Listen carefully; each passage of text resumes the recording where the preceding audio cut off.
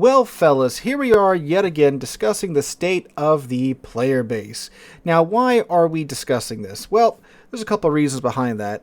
First one being that anytime any change comes to the game, be it a really minor change overall to the game or a large change like the CV rework, there's of course no shortage of these people that come out of the fields and just like to shout that the game is dying, the player base is in the worst state it's ever been, yada yada, so forth and so on. And of course, with the CV rework being a thing amongst some other changes and tweaks coming to the game, of course, there's a lot of that going around right now. Second thing, I need a topic to talk about in today's video, so here we are, ladies and gentlemen. But it also is an interesting shift in player numbers here recently that we're going to discuss as we get into it, so I thought that would be a nice point of discussion. But anyway, let's get into it, shall we? So there's a couple of things we're going to be discussing in today's video when it comes to the state of the player base.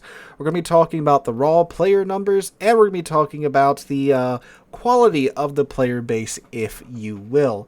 So let's go ahead and dive on in. But before we do, make sure if you do find this video helpful, informational, or entertaining, make sure you drop a like, leave a comment, all the YouTube stuff that the algorithm loves to see. Now let's start with the numbers. So there is a huge caveat to the numbers we are about to discuss. You see, Wargaming doesn't publish official numbers from the game. They don't do this with World of Warships, they don't do this with War of the Tanks, they don't do this with World of Warplanes. So we don't really know 100% for sure how accurate the numbers that we're about to take a peek at actually are. So there is that. There are two main sources for player numbers when it comes to World of Warships. There is a third-party stat site that uses the API in order to access the client and take a peek at the current number of players in-game that appears when you slap the escape button in port. It takes a look at that, records it, puts it on the chart, and then moves on about its day.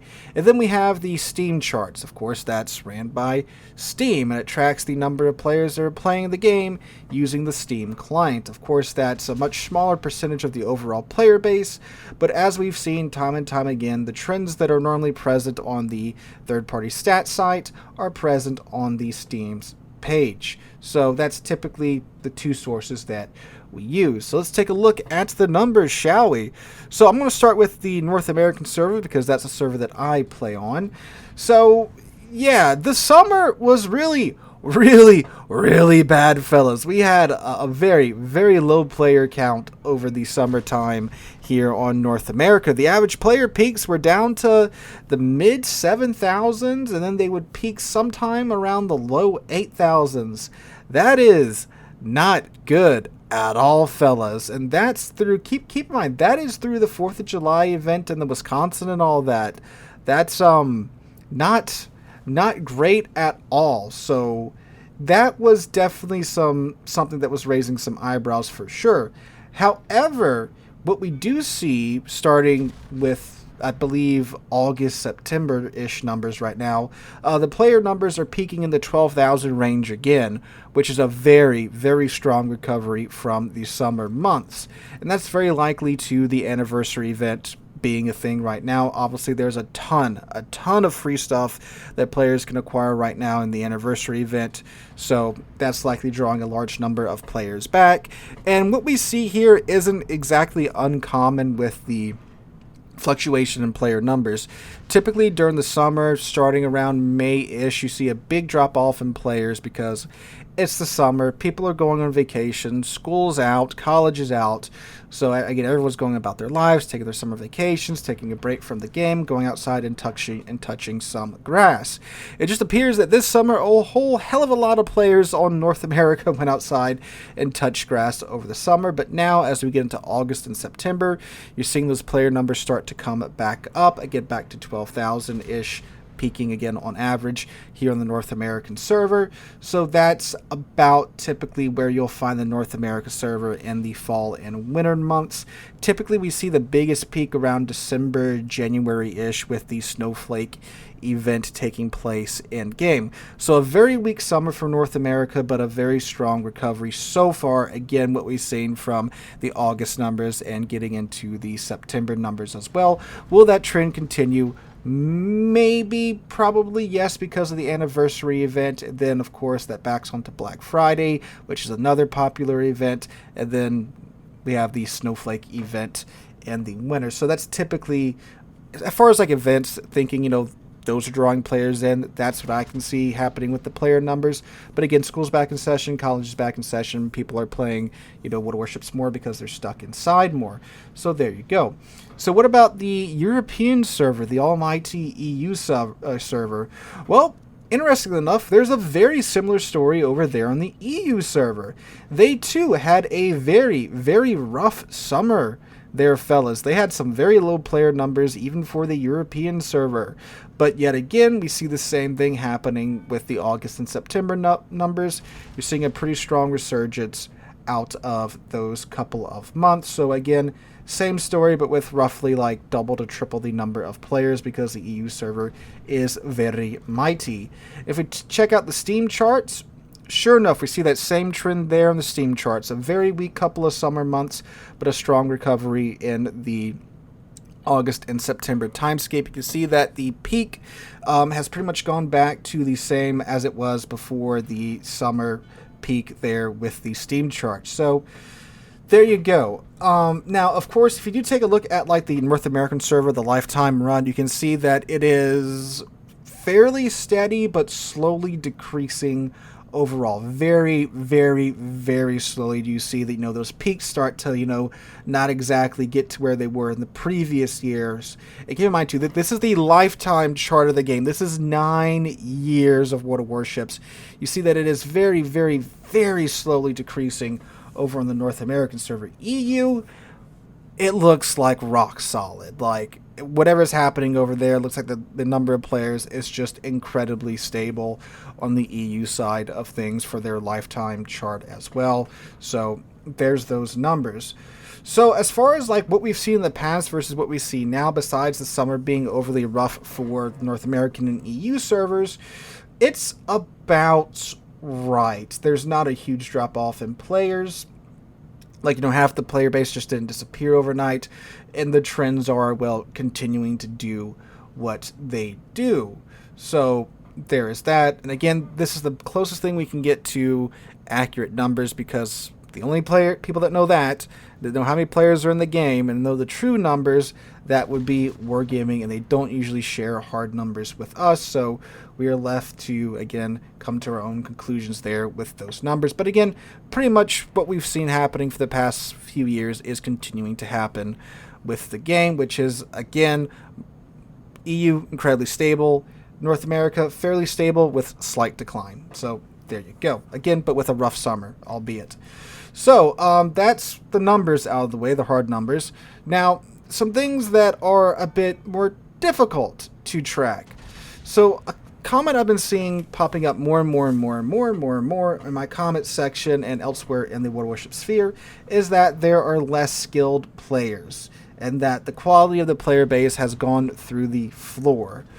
Well, this is something that's pretty hard to prove, right?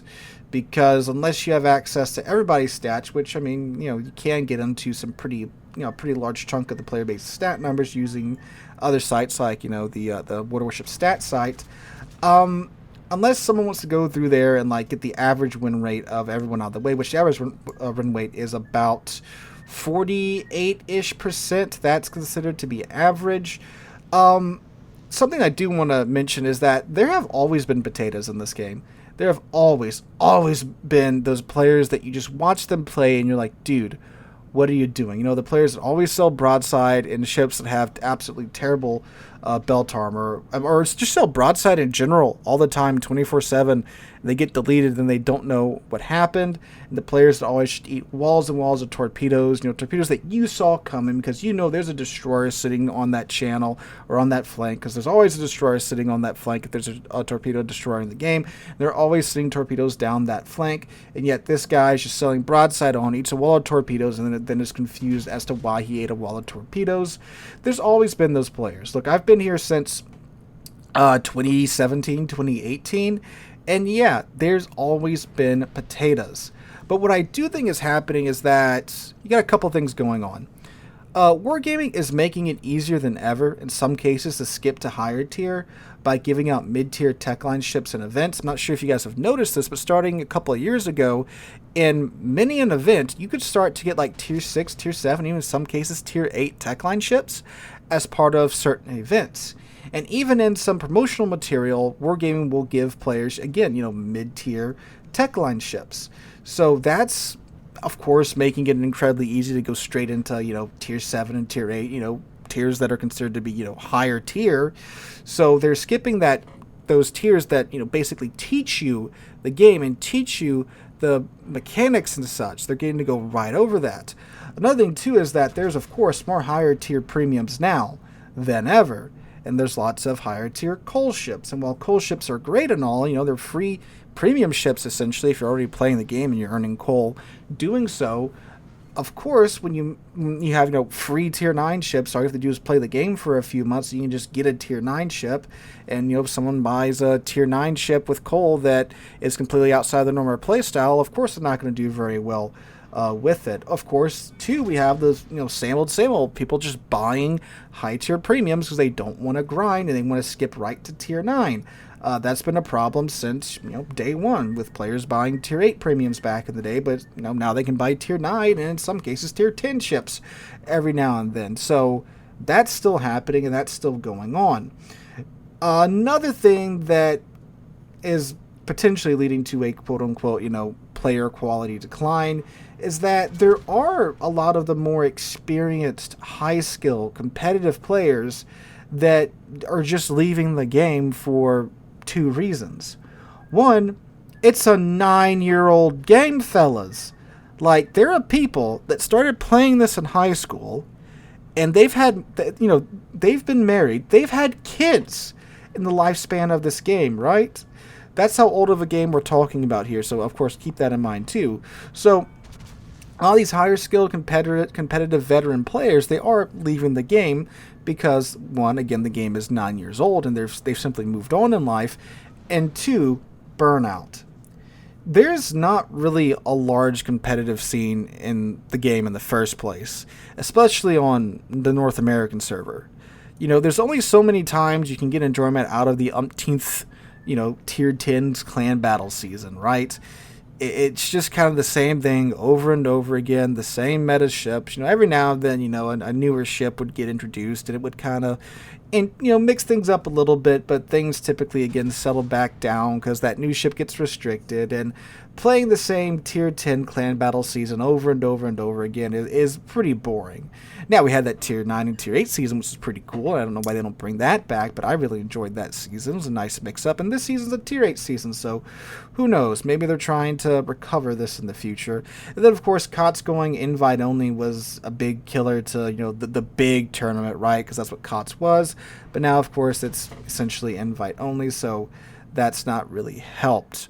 So those are the two things that I see could be contributing to, a quote-unquote player quality decline.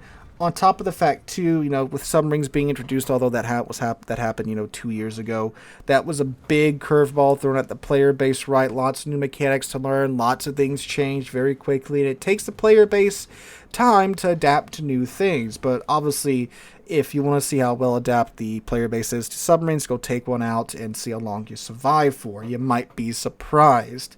So that's my 2 cents on that. The more veteran players, they've left and they've yet to be replaced because there's not really, that big of a competitive draw to the game. And again, all the, newer higher tier premium ships that players are continuing to buy into and to get into higher tier games. And again, Wargaming giving away those tech line ships and such in events.